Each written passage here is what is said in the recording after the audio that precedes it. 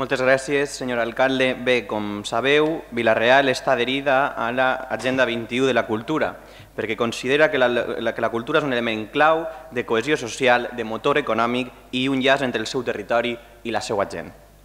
Malauradament, el govern del Partit Popular de Madrid això no ho té clar i decidís no apostar per la cultura i fomentar un hashtag que és «La cultura no és un luxe». Des del Partit Popular han decidit carregar-se la cultura, possiblement perquè la cultura ens fa lliures i ens fa crítics. Nosaltres, en primer lloc, volem mostrar tot el nostre suport al sector cultural, tant públic com privat, perquè considerem que aquestes mesures van en contra tant de l'economia com de la importància de la cultura. En Holanda ja va passar. El govern va agafar i va pujar l'IVA fins al 19%. Va tindre una moratòria de 6 mesos perquè ho va demanar el sector i en menys de mig any el 30% de les sales havien tancat, la major part de les companyies havien desaparegut i el govern havia hagut de recular. Malauradament, la greu crisi econòmica al nostre país no permetrà que d'ací un any això vagi enrere. I mire, senyor Folgado, li llegiré premsa d'aquest cap de setmana.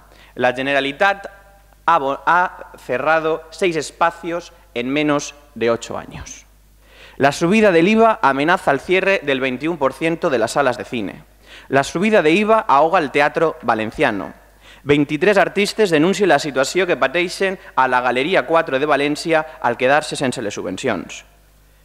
Vostè és diputat provincial de Cultura i jo imagino que aquest cap de setmana ha estat preocupat, perquè en premsa venía los últimos supervivientes de la cultura castellonense. O, por ejemplo, el arte no llega a fin de mes en Castellón. Vostè, com a diputat provincial de Cultura, té l'obligació de reunir-se a les companyies, de ficar mesures i pressionar a la consellera Lola Johnson. A pressionar perquè el govern valencià impulse que el senyor Rajoy baixi l'IVA al 8%. El món de la cultura ja va haver d'assumir una pujada de l'IVA del 6 al 8% en l'anterior govern, una pujada d'IVA que va ser molt complicada i no pot assumir-ne una altra. Esteu gravant un 13% més a les companyies i al món de la cultura i no podran assumir-lo. Aquestes setmanes he hagut de reunir-me amb les empreses locals i ho estan passant francament mal. Empreses locals que tenen pocs activitats, pocs bolos i aquells que tenen l'administració no els hi paga. És un problema greu. Estem parlant també d'ocupació. Nosaltres proposem que el govern d'Espanya torni a l'IVA del 8% i si no, que vostè com a diputat provincial vagi i demane, com ha fet Mónago, que és del seu partit per cert, i que la Generalitat Valenciana faci línies d'ajuda per a poder pal·liar aquestes circumstàncies. Nosaltres, des del govern, considerem cabdal la cultura. Considerem que no és just que les sales continuen tancant. Aquest mateix cap de setmana Thalia anunciava el seu tancament. Imagine que vostè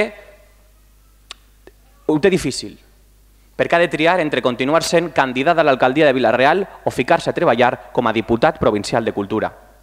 I de vegades no hi ha temps per a tot, però li demano que per favor, que per lleialtat a la institució, que per lleialtat al món de la cultura, faça el favor d'ajudar-los perquè ho necessiten. El món de la cultura necessita més que mai de l'administració pública, una administració pública que potenci la cultura, perquè és un sector que podem entre tots salvar, ajudar i sobretot exportar al llarg de tots nosaltres. I per acabar, senyor Folgado, les empreses el necessiten.